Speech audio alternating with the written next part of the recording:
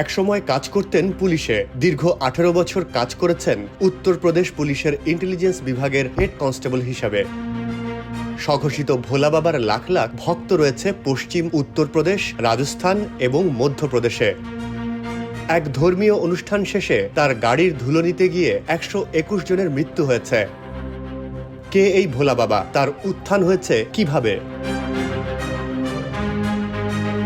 উত্তরপ্রদেশের নাগরী গ্রামে এক কৃষক পরিবারে জন্ম এই ব্যক্তির। উত্তরপ্রদেশ পুলিশের ইন্টেলিজেন্স বিভাগে হেড কনস্টেবল হিসেবে 18 বছর কাজ করেছেন তিনি। এরপর তিনি কাজ ছেড়ে দেন। ভক্তদের একথা একাধিকবার বলেছেন সুরজ পাল নিজেই। জানিয়েছেন কাজ করতে করতেই আধ্যাত্মিক জীবনে ঢুকে পড়েন তিনি এবং সে কারণেই পুলিশের চাকরি ছেড়ে দেন। বস্তুত ভক্তদের তিনি বলেন হরি অর্থাৎ ঈশ্বরের সন্তান তিনি। পুলিশের চাকরি ছাড়ার পর সুরজ নিজের নামও বদলে ফেলেন। নতুন নাম নারায়ণ সাকার হরি, এই নামেই এখন তিনি পরিচিত। ভক্তরা তাকে এই নামে অথবা ভোলে বাবা বলে সম্বোধন করেন।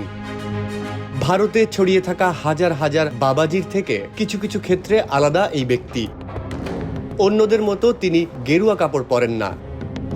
সাদা স্যুট এবং টাই পরে ভক্তদের সামনে আসতে দেখা যায় তাকে। কখনো কখনো পরেন সাদা পাঞ্জাবি পাজামা। তার সঙ্গে থাকেন স্ত্রী প্রেমবতী। তার ভক্তরা জানিয়েছেন এই স্বঘোষিত বাবাজি নিজের একটি নিরাপত্তা বাহিনী তৈরি করেছিলেন, যার নাম দেওয়া হয়েছিল নারায়ণী সেনা। হাথরাসের ঘটনার পর ওই নারায়ণী সেনাকে সঙ্গে নিয়েই তিনি গা ঢাকা দিয়েছেন বলে মনে করা হচ্ছে।